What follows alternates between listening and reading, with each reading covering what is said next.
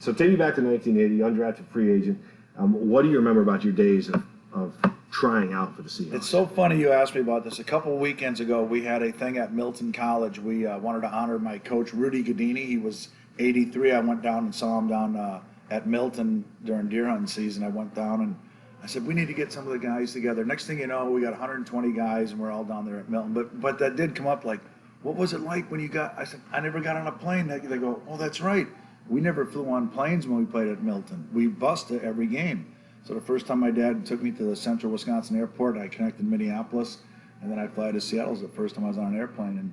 And I landed here, and I had my old Rydell shoes on that I probably had since my sophomore, freshman year in college, and they were worn down like bowling shoes. My little Milton College hat, because everybody had to wear their own stuff. And I went out there, and I'm like, oh my God, the thing that struck me the most was the field, and you're on Lake Washington. The field was so green, it was pristine. Coming from Milton, you practice on the same fields, dirt down the middle after a while. You know, by October, it's just, you know, we're next to a cornfield. So coming to Seattle, it was just like, I can't even explain what a new thing it was. It'd be like somebody from one country coming to another country. I never left Wisconsin, the state of Wisconsin before, so it was, the one thing that struck me, I think, is that I saw all these guys, but I didn't know, the draft wasn't on TV, so I didn't know who Jacob Green was from Adam, you know, and I didn't know any of this stuff, and they didn't know me. That was the great equalizer. Nobody knew. That's Dave Krieg. He went to Milton College. They don't know that it's small, NAIA, nothing like that. But who puts your finger on Dave Krieg back at Milton College? Like, who was the guy who said, hey, we want you? You know, my junior year, you would get letters. I think a lot of guys got letters from the Packers and the Cowboys, and I'm thinking the Green Bay Packers. I kept all those letters. Rudy knew a guy, Dick Mansberger. He was the player personnel director for the Seahawks in the 80s. And he knew him. He knew Gil Brandt, actually. Talked to Gil, said, hey, I got this quarterback here. I'd sure like to get him a look. And then Gil talked to Dick Mansberger, I guess the story goes. He sent 2 canisters of film, 16-millimeter film. Jerry Rome looked at him. A couple days later, they called me right before minicamp and asked me what I was doing. I said, nothing. I got nothing else to do. I'll fly out here and try. So just because Rudy knew one guy, that's the only chance. It's like that Eminem song. I had one chance, one opportunity. And I felt like throwing up my mom's spaghetti, but you know, that happened when I walked into the Kingdom for the first time. Tell me about that. So, you know, the mini camp was one thing. You know, we would go out there, we practice in the morning, come in and have lunch, go through install some plays, go out in the afternoon. The second day I went out in the morning, I got called up to Dick Mansberger's office. I go, what's going on? He goes, your agent hasn't called me. You haven't signed a contract. I said, I don't have an agent. So we negotiated stuff. He gave me 25, 30, 35, and an option at 40,000 and 500 signing bonus. $500. I know. Isn't that amazing? I know. But when you walk into the Kingdom, you're just like... Oh, yeah. So get to the Kingdom. So I go to minicamp, go back home to Wisconsin. You know, what do you do for working out? I didn't have a nutritionist. I didn't have all this weights and all this stuff. We didn't even have a weightlifting place. There was nothing for me to do. So I ran a lot, and I worked out with this punter that tried out. Came back for training camp, and then we have a game the first time in the Kingdom, and I go out there for pregame warm-ups. I'm on artificial turf. I'm like, God, do I feel fast. Man, I'm throwing the ball. There's no wind. And go back in the locker room and then come out at when the game starts. And now there's a little bit of people in the stands at the beginning of the game. But when the game starts, it's just full, and it's just, just that loud noise. I got as far as the end zone. I put both hands on my knees. And I was claustrophobic, and I was hyperventilating. I was just like, this is just too much. Wow. Here's the worst part. Now you're a rookie quarterback. You don't get to play to the fourth quarter. So you're standing there in the first quarter. Mind you, I come from Milton College. It's not like I went to USC and I'm playing UCLA every week or every year. And I'm seeing the Miami Dolphins and Bob Greasy and the Baumhauers, and they're hitting each other so hard, so violently. So I'm watching this the first half. I'm going in there at halftime like, holy Christ, do I want to go back out? And then the fourth quarter, they say, all right, you're up next, and you want to talk about getting nervous. I couldn't take enough Imodium, I bet you, at that time, wow. You know. And then I went out there, and all I said, it's I write 42, and I handed it off to Tony Benjamin. And I called the play in the huddle, and these guys started going up the line of scrimmage, and I felt like going right out the other end of the Kingdom and leaving. Wow. You know. That intimidating, huh? It just scared me, but then as you started throwing, you throw the ball, and it's just like practice, and then you just play. But at first, it's really weird, man, coming from nowhere. Oh, I bet. So back then, you talk about what you made. Guys had part-time jobs, right? I mean, they were there in that era. They couldn't just survive on an NFL pay, could they? Right. Some guys? That was mostly in the 70s and late 70s. In the 80s, there were still some guys working part-time jobs, right? But not a lot. Yeah. Do you remember anybody like? Because Max Strong used to tell me stories about guys, and he played later than you, but it was like, you know. He told you about guys that worked? Just he remembers playing with guys that, you know, so it was back, you know, would be in early. He probably 80s. played with some older guys, but there were guys that played, and I remember living back in Wisconsin, you'd hear about like Fuzzy Thurston had a left guard. He had it was called the left guard. It was a steak place, and he was the left guard for the Packers, him and Jerry Kramer and Ken Bowman and Bart Starr, and he made a name out of that, but of course they won world championships and Super Bowls and everything. But I wasn't really worried about working. I just wanted to play football. That's all I wanted to do since I was 5 years old. I mean, my dad bought me this box. It was a Bart Starr uniform. It was in a box, the size of a bowling ball box or whatever. It had a styrofoam shoulder pads, a real cheap helmet, and number 15 Green Bay Bart Starr. And that's what I wore. So were you a huge Packers fan? Because when I was a kid, my parents got me a Chiefs uniform just like that. So did you grow up in Kansas City? No, I grew up in Dallas, so they were the Dallas Texans. And so I think they still had those Chiefs, you know, like once they moved out of Dallas and went to KC and they changed the name to the Chiefs, it's like, okay, so maybe the Dallas area still embraced the Kansas City franchise now because they used to be there. So I opened it up on Christmas Day, and I was a Chiefs fan forever and put all the names on the back of the helmet, like Len Dawson, Otis Taylor, all those guys. So like when you opened up a Packers, was that your team at that point? Well, it had to be my team, and also, you know, every Sunday the Packers are on, and it's still back there. It's like a religion, you know. Preseason games, people just pack to go watch the Packers. They love the Packers. It's amazing the family atmosphere that's around there, and so yeah, I loved watching the Packers. And then I started visualizing before it was even a word. I bet you back in the '60s, you know, I'm like pretending that I'm doing what they're doing in the backyard, or my brothers were in the house and we pretend it's 4th and 1 and we're jumping over the pile. So two of them would get down in front of the thing, they'd flip you over onto the couch. We just made believe, man. And then I made believe until I played in the NFL. And I constantly just made believe that I was just doing what I always wanted to do. Yeah, your story is awesome, man. It really is, Paul, because I'm telling you, I thought about playing football since I was 5, 8, 10, 15. My buddy Max Mozanowski was a kicker on our high school football team, and then he tried to go to Milton after a year or two, and it just wasn't in his blood to keep doing it. But after I made it to the NFL, he sent me a picture, and it's a picture of a punt, pass, and kick trophy, and he says, "This is the 3rd place trophy, Dave, that I beat you out for by 1.25 points." He sends it to me. It just reminds you of like, yep, that's where I came from. Wow, that's awesome. So you have that pic on your phone then? I'm gonna show it to you. Yeah, that's man. So you're. Oh. So he sends that to me. He goes, "Yeah, you might have made an NFL, but I got 3rd place. I beat you for punt, pass, and kick." 1969. Oh, he got 2nd place. Wow. I got 4th place. Yeah, but then you go and you have this great career, and it's 19 years, 6 different teams, 12 years with the Seahawks, in the Seahawks Ring of Honor. Before I get to that Ring of Honor, maybe your Seahawks years, can you tell me what it was like when you made your first start? So, well, let me tell you about my first. Well, I told you about the first play. I handed off to Tony Benjamin, and then we threw a pass play. And so you kind of remember them. I don't remember who I completed my first pass to, but Paul Johns caught a couple touchdown passes in preseason. But my first start was in '81. Jim broke his ankle in week, I guess would it be with 5 games to go. So week 11, 12, I think he broke his ankle. So I started week 13 against the New York Jets, the Sack Exchange. They were like 10-4. We were 4-10. We had no chance of beating them. Walt Michaels was their head coach, and he said something in the paper like, maybe nobody heard of Milton College before, but they've heard of it now. That kid can play football. You know, that's the New York Jets, and you're in all the New York papers. And,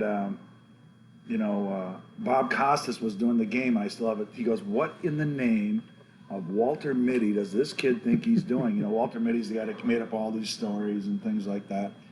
But I do remember that first start. The first touchdown pass I threw was to Sam McCollum. That we got an interception or a turnover on the 10-yard line. Jerry Rome calls a slant, throw a touchdown, boom. I threw a couple interceptions in that game too. I also remember in the fourth quarter, 9 minutes to go, they took the lead, and we're driving down, and he calls a go route to Steve Largent. I'm like, that's not the fastest guy on our team, but Steve gets by the guy. I can't remember, Jerry Holmes, I think, was the cornerback. And I threw the pass, and I thought I threw it too far inside, but then I learned about pronation. If you throw it to the right, the ball will drift over to the right, and it just fell right into Steve's hands. 47-yard touchdown to win the game. Nice. So that was pretty cool. So you guys go in there with 4 wins, and you upset We were total the Jets. underdogs. Now here's the beauty of sports. So you do that, you win, you get all these accolades. Everybody's talking about you. You're on TV, which we didn't have at Milton. Newspaper reporters clamoring around your locker. That never happened at Milton. Then you get the big head, and you start thinking you're better than you are. We went up to Denver, and I thought, oh, this isn't too hard. I mean, I threw a lot more. I threw 3 more interceptions, threw for like 300 and some yards. But I found out the game, you have to focus each and every week. You can't just go, oh, I did really good last week, I'm going to do good again this week. So you learn that lesson real quickly. Well, how was it with you mentioned Largent. What kind of player was he, and what was it like playing for him? He's very intense, very competitive, very fine focused, pays attention to details. He runs meticulously accurate routes. I mean, he gets to the right depth, and he's in and out of his breaks. The hard part with Steve, though, is he'd weave down the field. You knew he was running an in route, but he could almost fool the quarterback because he'd make it look like he's running an out route and then just sharply break to the inside. So you always knew he was going to be where he was supposed to be. Paul Scanzi is very similar to that, too. Yeah, which is huge for a quarterback, too. Yeah. All right, so after a few years as a starter, your last season in Seattle, 4-5. But I think what's really, you have a lot of stats that people don't really realize, but of your 19 years, you only had 1 losing record as a starter, from what I could see. It was in 1995 in Arizona when you were just about to wrap things up. No. In I'm sure in 90. No, you had your last year with 7 Seattle. and 9 and you were 4-5 in your last year in Seattle. So you throw that out. What do you mean 4-5? How can you be 4 as a starter? Like, that's what they had you I only listed. started 9 games in 91. That's what they're saying. I can't remember the exact year of the 4-5. It was your last year. Yeah, it was 91. So I know I'm refreshing your memory, but still, man, I mean, 19 years, your only losing record past 10 games, 10 starts, was your 4-12 season in Arizona. How did you maintain that kind of success? Well, it's not just me. I know. It's certainly total team sport. Football is so much of a team sport. I don't care how good Aaron Rodgers is, or Drew Brees, or Dan Marino, or Patrick Mahomes, or Tom Brady. Tom Brady would have never won those Super Bowls if he didn't have a great defense. People always look at the Patriots and they're this and that, but you never see them get blown out except for the Falcons game, But look what they did in the second half. They make adjustments. So football is such a team game, and to be a good quarterback, I think you have to make everybody around you, I know it's a cliche, but you have to make everybody around you play better than they can. And it's not just a matter of playing. You've got to get them to believe it. You've got to convince them. Sometimes you got to yell at some other guy. Sometimes you got to kiss some guy's ass a little bit, but you've got to get him motivated. It's it's like taking somebody out golfing in a scramble. If you want your team to do good, you got to be exhorting them on, and it wears you out a little bit, but you got to show that what's good for the greater good for the whole team, And so I always had good teammates, man. I always appreciate offensive linemen because what a thankless job, right? Yeah. The only worse job than that is a holder. I was talking to Norm and Steve Largent out there earlier. I said, what a worse job. I mean, you never see the holder get interviewed after a game-winning 48-yard field goal. Hey, what was that snap good? They never, but if you screwed it up, then they talk to the holder. Yeah, those guys want to be unnoticed, go unnoticed for sure. So I mentioned those stats and all those things. In 19 years, health too is a big thing. You were able to play that long, and stay healthy. Paul, I could have got hurt in practice. In fact, I have gotten hurt in practice. 1984, 85, we had a play in where I handed it off to somebody. They rolled to the right, and then I just went out and caught a pass. And we did it Wednesday and Thursday. Paul Moyer knew that we were going to do this. So now I'm going to catch a ball, and I see him come over there, and I rolled my ankle. And we're going to go play the Jets on Sunday Night Football. So Friday night, Saturday night, Sunday, I'm icing my ankle. all because of that. But 19 years, man, I cannot believe I played 19. It is amazing. Even the more I'm done playing, the more I'm going. I mean, I'm talking to Steve Largent. Ahmad Rashad talks to me like they know me, you know. Yeah. Had I not played in the NFL, I'd be just some slappy that nobody knows about, you know. So it's just amazing. Yeah. I mean, the numbers you But put I just up. got back from Wisconsin, man. I hang around my high school buddies. They keep you so humble, you know. Oh, you can't fix this. You got to come help me with a cord of wood, or, you know, we got to do a spark plug, or we got to change this, you know. They always give me shit all the time, but I love it. So tell me about your when you went into the Ring of Honor. You know. How amazing was that? Yes. Now, the cool part about that was, the sad part about that, in 2003, April, Daylight Savings Day, my dad passed away. And then, you know, that kind of sucked. And then I got a call from Gary Wright or somebody saying, Dave, we've inducted you into the Ring of Honor, which I didn't really know what the heck that meant. You know, I played for so long. Guys that I played with were already inducted years ago. But then they started saying, well, who would you like to bring? And I said, well, I can bring people? And they put them up at the Westin Hotel, you know. So I brought Rudy, Ryan Bleasy, my quarterback coach, my mom and dad, my ex-wife Sue. I brought the boys, and that was just amazing to be put into the Ring of Honor. I owe a lot of that to Todd Leiwicki. He was the general manager, I think, at the time, the president of the team. Yep.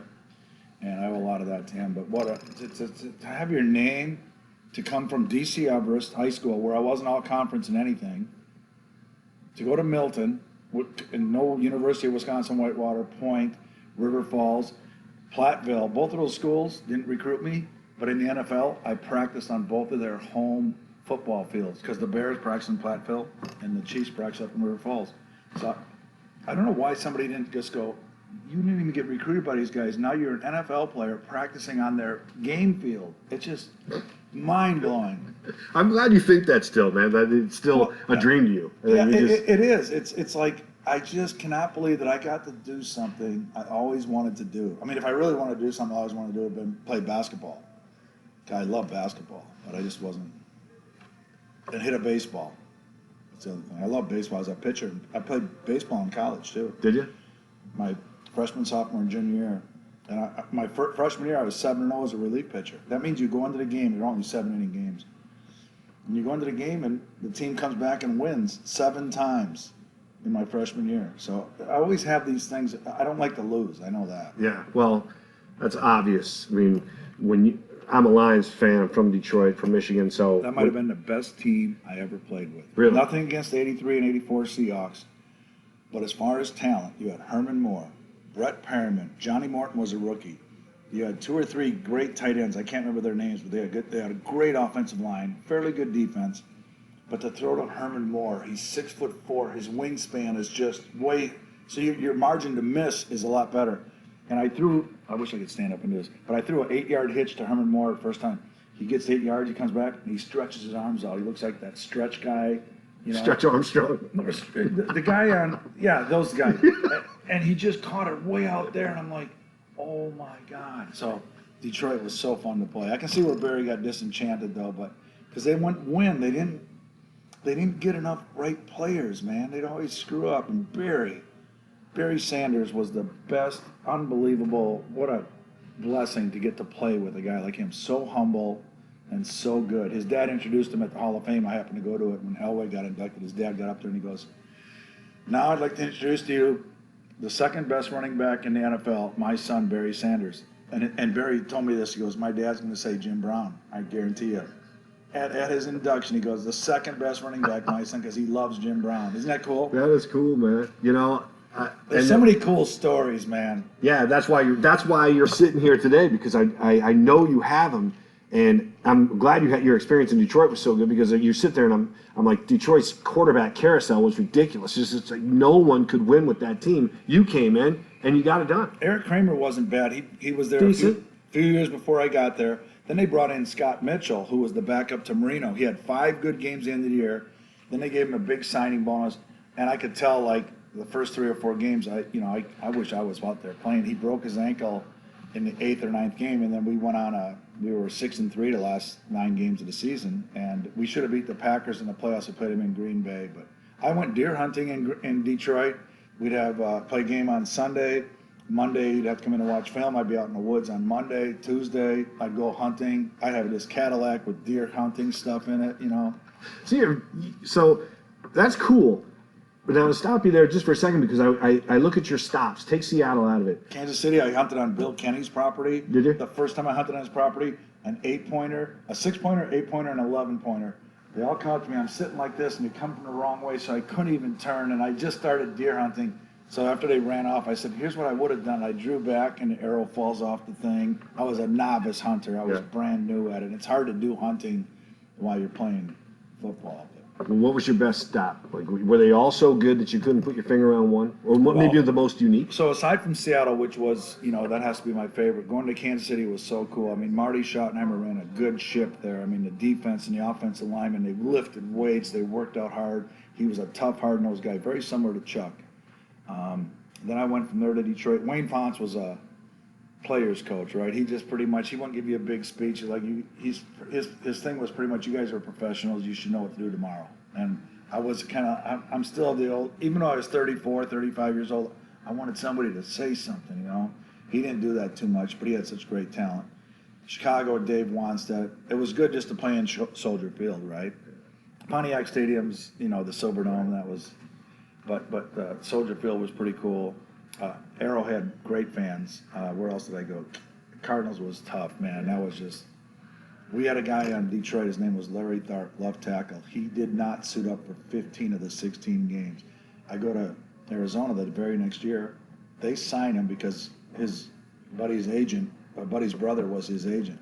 He starts at left tackle. He was just, it was really bad. It was just brutal. 4-12. I'm 35 years old down in Arizona getting the crap kicked. I got sacked 70 times that year. That's too much for anybody, let alone if you're 36 years old. Well, you bring that up. Who hit you? I've asked Warren Moon this before, and he remembers the hardest hit he ever took. Do you remember who, maybe the biggest hit you ever took, and who dished it out? No, I can't say for sure. One was, you know, I got knocked out, concussion against Minnesota. I can't remember who that guy was. I got hit from behind, and then when I went forward, I landed on some big defensive left tackle or his leg, and I was just out like a UFC fighter hitting me.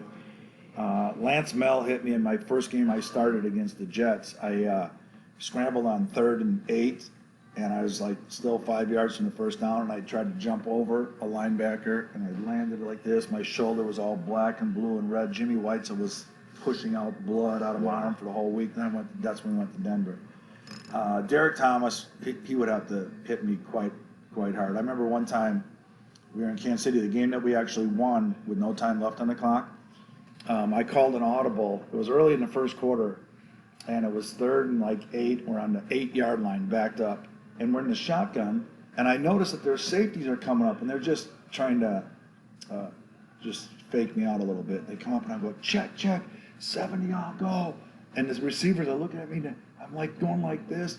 I already called the running play, and they couldn't hear me check to a pass play. So when I got the snap, I'm looking like this. They're blocking the running play. Nobody touched Derrick Thomas. I'm standing there like this, and he hits me right between the shoulder blades. First thing that hits is my forehead. I fumble the ball. Dan Salamoa picks it up. I finally get up. I see all these white spots. I start staggering to the sideline. I'm almost there. Chuck's yelling at me. What did you do? What happened? I called a running play. Well, I thought, don't think. Every time you think, you hurt the team. I'm getting yelled at. I'm not even healthy. I've got a concussion, you know, and I'm getting yelled at like my dad's yelling at me. For just, you know, but we came back and won the game, and that had to be one of the best feelings, aside from the Miami game. We went to the airport, at the Kansas City airport, and usually you go right out to the plane. But for some reason, we had to go through. Some guy stopped at the bar. Next thing you know, a lot of guys stopped at the bar, and Chuck's in the plane like, we're going to take off. He comes out there, and he sees all the guys. He puts up $500 bills. We just kept drinking. Really? We stayed there till there was no liquor or beer left in that place. Really? It was one of the best trips, man. It was so, I still think of it. It gives me goosebumps. That is so cool. Your head coach comes out. And the cool part about it was, you know, it was a team effort, right? The defense had to stop them. We called 3 timeouts. They ran the ball 3 times. They punted. They did everything they were supposed to do. The defense stopped them. The defense kept us in the game the whole game. It was a, you know, pretty close game, 17-16 or something like that, right? and special teams did good. Norm kicks the extra point. It was everybody, and Paul Scanzi caught the touchdown pass, which I thought was cool. It wasn't Steve Largent, constant Steve Largent. Paul Scanzi doesn't get enough credit for the beating I gave him, you know. Steve talks about the Denver game when I knocked him out. He goes, "You didn't even look off the safety." I said, "Steve, I know, I did. I hurt you on that play. But I'm sure there's other plays where I took a beating back there when you didn't get open too. So I want to hear that crap, you know." I did. It made me feel bad. I mean, I knocked him out before he hit the ground. I saw it. I'm like, oh, that was vicious. Oh, man. I rarely do that, and I can remember the times I did. I did it to Pete Metzlars. I did it to Paul Scanzi a number of times. Okay, the Scanzi touchdown, wasn't that the game where Thomas sacked you 7 times? 7.5 times. What do you remember? Just, come on. There are 2 or 3 you had to be going, is somebody going to block this guy? Well, you got to remember, when there's a sack, there's a lot of responsibilities in that. The receiver might not have got open. The lineman, obviously, maybe they didn't block, or the quarterback held on to the ball too long, or a running back missed it. So there's a lot of things. And a couple of times I held on to it too long, but it doesn't make it look like the offensive line's too bad. But I just remember the last play of the game, Derrick Thomas got through again. He got his arm around me, and I whipped him around me, and he spun him over, bought a little bit of time. I see Scanzi, and I threw it as hard as I could. And then you didn't hear anything because I got hit by Neil Smith, and I'm laying on the ground, and it was just the quietest I ever heard, Arrowhead Stadium, at the end of a game, right?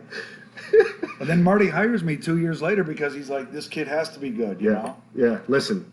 I mean, I told you I was a Chiefs fan, and at that point, I hadn't even thought about coming to Seattle. I think I was just a teenager or late teens, early 20s, watching that game on a black and white TV in my bedroom, because back then you don't get those games when you're in Michigan. You're not getting the Chiefs game. You're getting whatever's Cleveland. You're getting someone that's closer. And I'm watching that. You killed me, man. I'm like, we're going to lose this game. We're being a Chiefs fan. Because of you and Scanzi and the fact you got your brains beat in that game and you still threw the touchdown. I went and took a shower in the locker room, and I was just had all these marks all over me and red welts, and it felt so good. Oh my gosh, what a feeling that must have been. How awesome, man. Just playing at Arrowhead and playing, and you're facing Derrick Thomas and Neil Smith. Now, we lost 10 games in a row previous to that, though. We'd fly there on a Friday, we'd fly on a Saturday, we stayed at a different hotel.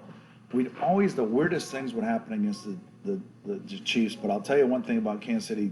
Marty Schottenheimer and Herman Edwards was there.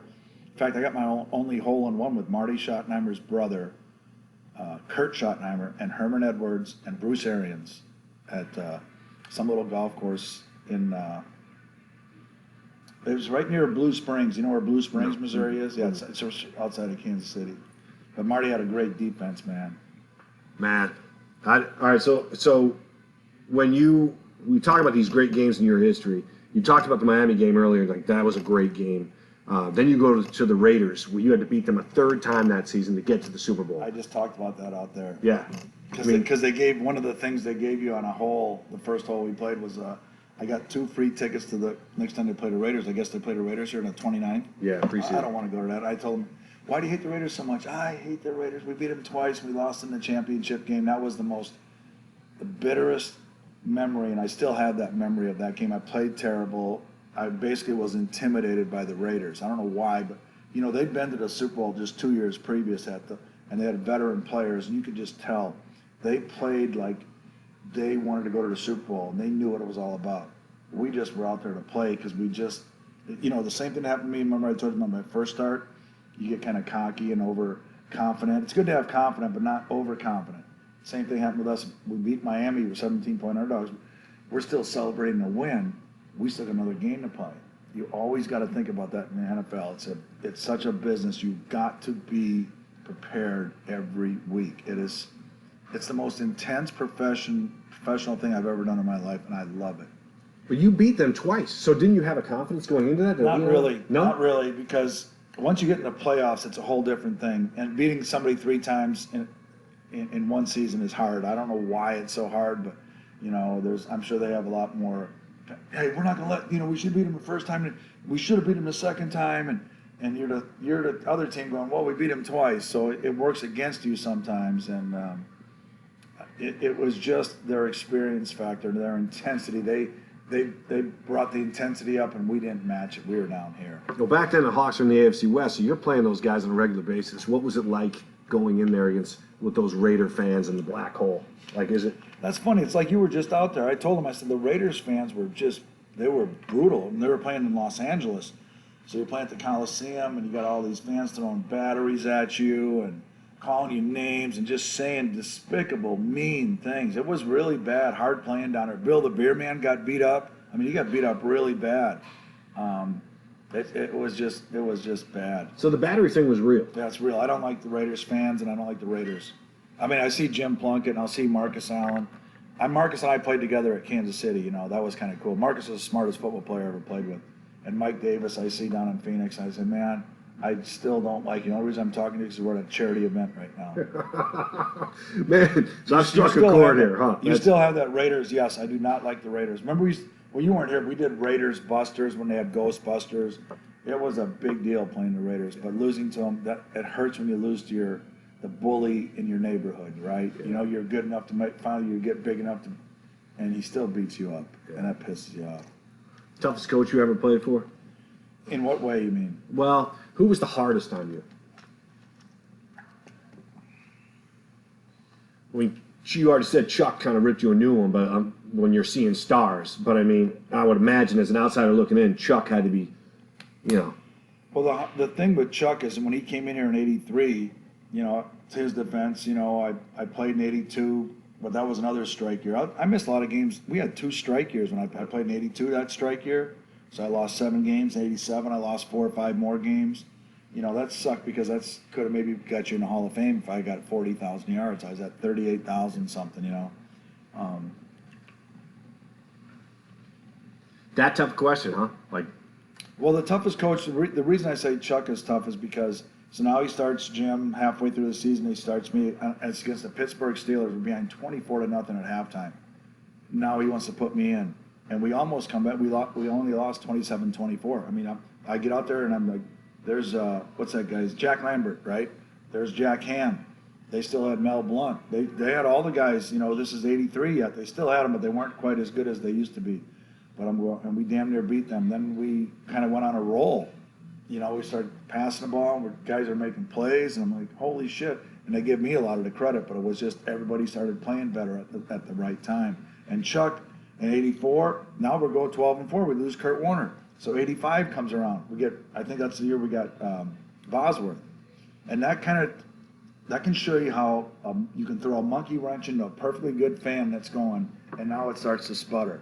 And everything was about Boz. Anyway, we went 8-8. We were projected to go to the Super Bowl and all this stuff. And then Chuck, everybody's bitching, it's the quarterback's fault, you know. And so now I had to go sit up in his office. He was like, you know, I hate to put you on the bench, but what am I going to do? You know, we got to make a change. I can't change 11 guys on defense. I can't change 11 guys on offense. And we'd sit and have talks like that. And he made it easier to swallow, but it still hurt, you know. And then the people write about you. So now conversely, when you do good and you get all these accolades, the newspaper and the TV, and you're on this stuff, well, it works just the opposite when it's going bad, right? And that was a whole new thing for me to learn emotionally and how to deal with that. Still keep a stiff upper lip and come into the locker room and you're benched and somebody else is playing quarterback. That was really hard. Yeah, but you did, man. I mean, you did that and had this outstanding career for 19 years. You stayed healthy. You threw for 38,000 plus. Do you think, and this is an absolutely loaded question, should you be in the Hall of Fame? Well, yes, it's a loaded question. I mean, I never thought about it ever before, but then you start hearing people talk about it after you're done, and you just go, oh, yeah, thank you, that's nice of you. But now people are starting to get a bit more serious about it, because if you look at the numbers, you think, oh, well, he had a pretty good career, but if you take into context where that kid came from, you know, if you just said those numbers, and you go, well, hey, this guy went to an NAI division school and he wasn't drafted, I'd look at those numbers a lot differently if you said, he was drafted in the 3rd round, 2nd round, or 1st round. He's from some big college. So if you put it in context, a guy from an NAIA Division III school with 300 students that did all that, he deserves to be in the Hall of Fame just for that, if you just looked at it from that standpoint. Yeah. I think so. I would say that about anybody. I think there's a great argument for it. I really do. I got to ask you one more question about, you bring up Bosworth. What was that? Was that as much a circus as... Yeah, it was just a distraction. You know, he was more about, team is about team. Team is predicated on the desire of each individual to want to improve themselves, not to want to make themselves look better or to make their brand look better. Team is predicated on a desire of the individual to want to improve himself so that the team can get better. That's what football is all about, and that's what it wasn't about when that happened. Yeah. So when you look back, it was such a small little part, huh? So just a small little era of It was a Seahawk small football. era, but it was right when we were. You look at this Seahawk team. When Russell got there, then the next year they go to the Super Bowl. Next year they go to the Super Bowl, and they go to the playoffs again. I mean, you only hit so many stretches like that. It's hard to. The Patriots are an anomaly. So if you get 3 or 4 years going, and you get going, and then you have that bad year. Then '86, the next year, we were 4-5. I was on the bench. Then we come in. We won 6 games in a row. We ended up 10-6 in '86. That was our best Seahawks team ever. We were beating teams like the Broncos went to the Super Bowl. We beat them 42-14. I mean, we just were unbelievable in '86. That was a great year. The last 6-7 games. Huh? Yeah. What happened? We Like when you got a didn't team make like- the playoffs. We just didn't make the playoffs. We were 4-5. We won 6 games in a row or something like that. Ended up 10-6, but we didn't make the playoffs. I don't know why it was. It was just one of those years. Yeah, The I've heard AFC players say West that, was though. tough. Yeah. AFC Oh, West. yeah, absolutely. We had Elway was there, Steve DeBerg. Then you had Bill Kenny with the Chiefs. You had Dan Fouts and all that, and then you had the Chiefs, which were a great defense. So that was a tough division. Yeah, when you look at it and you look at the standings all the time, it was, you're right. That AFC West was ridiculous. And I'm a back then. kid from Milton College competing against a guy from Stanford, Yeah. and Dan Fouts from Oregon, and Bill Kenny from wherever he's from, DeBerg wherever he's from. But those guys, and all Seattle had was this free agent quarterback. I told John Harris and Terry Taylor and Kerry Justin, they were up at Kenny Easley's tournament last month, and we were sitting there talking. I said, remember we used to play basketball up there, and we used to have all these great games. And they go, yeah, man, I wish we could have competed like that when we were playing. I'm saying, yeah. I said, well, you know what?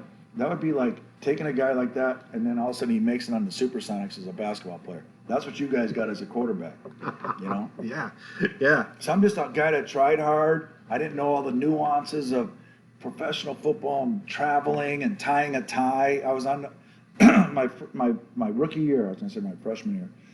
My rookie year, we go on a chartered plane. Now, this would be like the 3rd time I ever flew. First time was to come out here for mini camp. Second time was for training camp. Now the 3rd time is to go to a game somewhere. And we go there, and I didn't know how to tie a tie.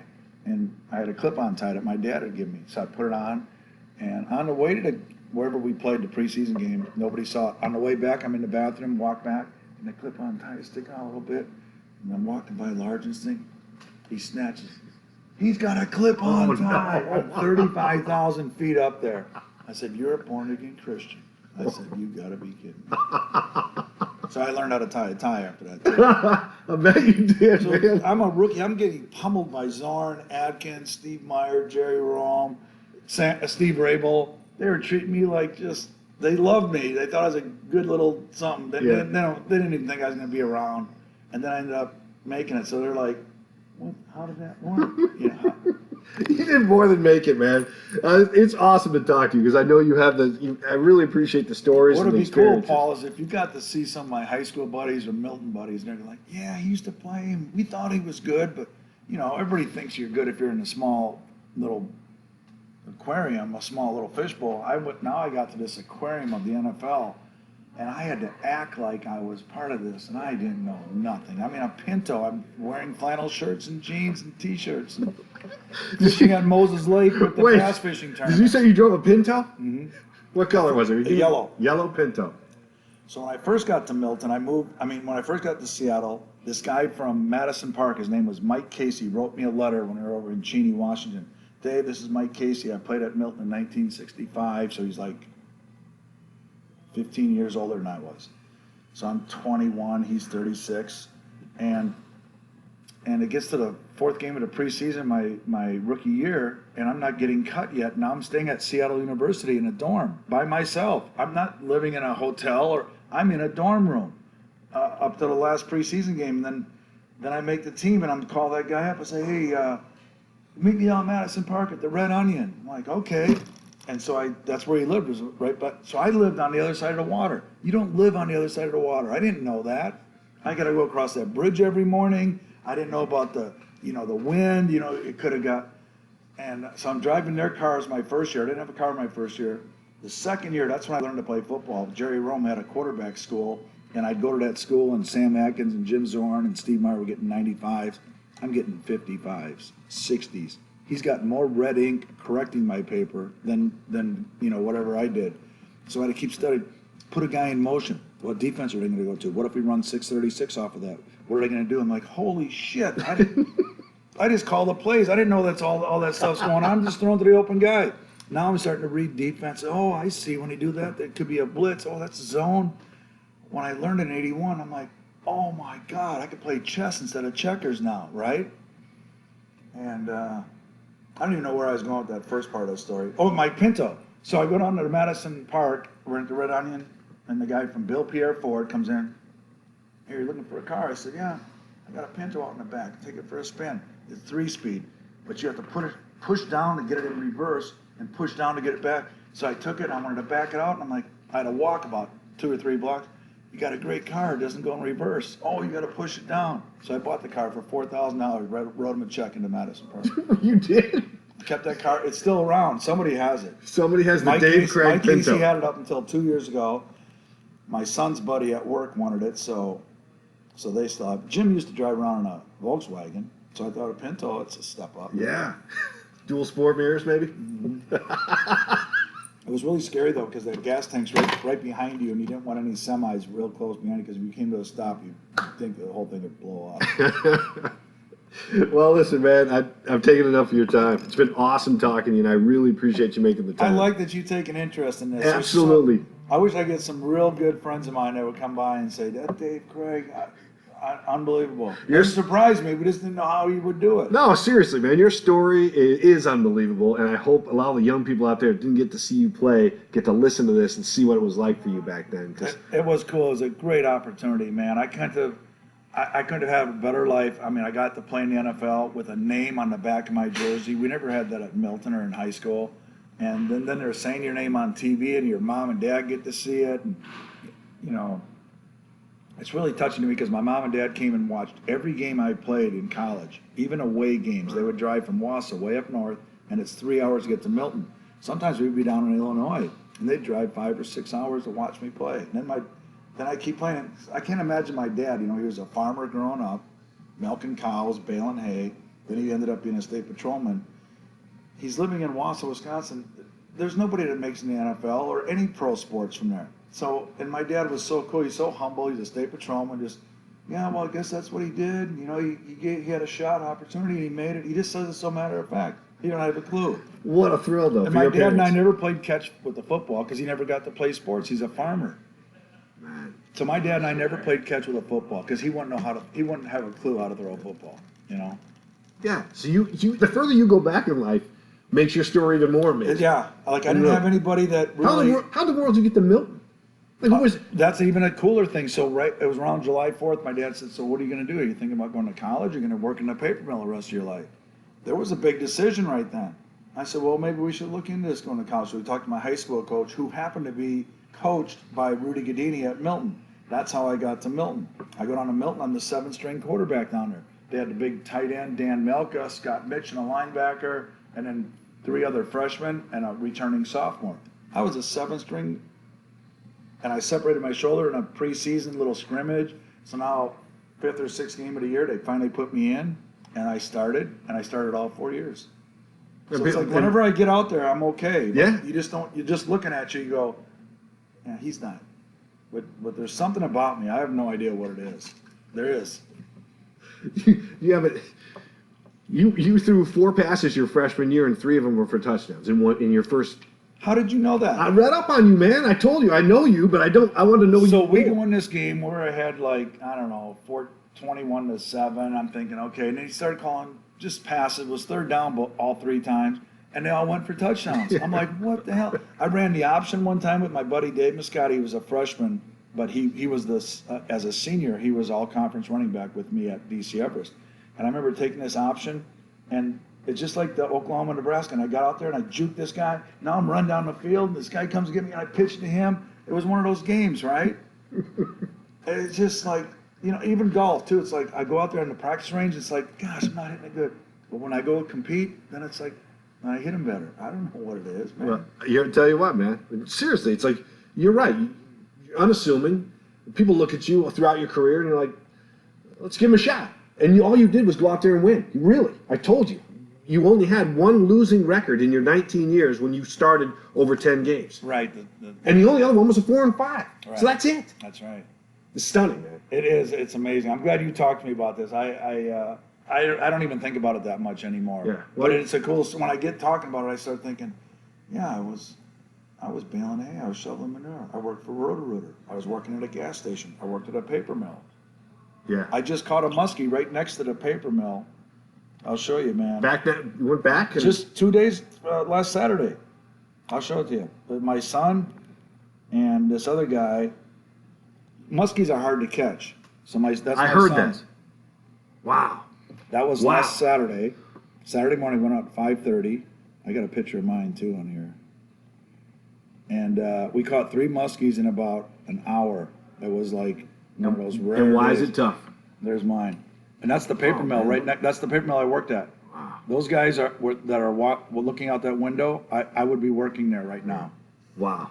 And I was fishing out there. What makes them so tough to catch? Is it too long of a No, detailed? they're very finicky. They're like wolves underneath the water.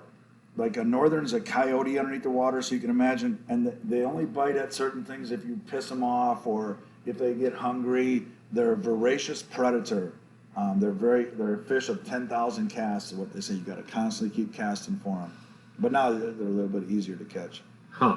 So you're a total outdoorsman, fisherman, like all that stuff was. I mean, obviously in the NFL, you just kept on going. Now, my dad didn't take me fishing when I was growing up. It was my buddies from high school because my dad was he worked. I mean, I remember when I was in 5th, 6th grade, we'd go to this place. It was called the Shindig. It's where high school kids would go out on a Friday night or a Saturday night. And Sunday morning, we would go down there and we'd have to clean up all the broken glass. And if we found change, we could keep it. And everything smelled like beer, the next morning. And I'm like, we must be really poor. It was my dad, my mom, and my 2 brothers. There's 5 of us cleaning up this dance hall to get by. Yeah. So when people talk about they come from the ghettos, I said, well, you know what? I came from the ghettos too. On a dairy farm, you're like a quarter mile away from each other. If you need help, you yell really loud or go get them on a tractor, and that's how you get by. Well, I'll tell you what. It's a cool story, Paul. It is an awesome story, and I'm really glad that you were able to find some time to share it with me and share it with the listeners, man. I didn't know you knew that much, but I appreciate the time, Paul. Awesome. Thank you very Dave. much. You're welcome.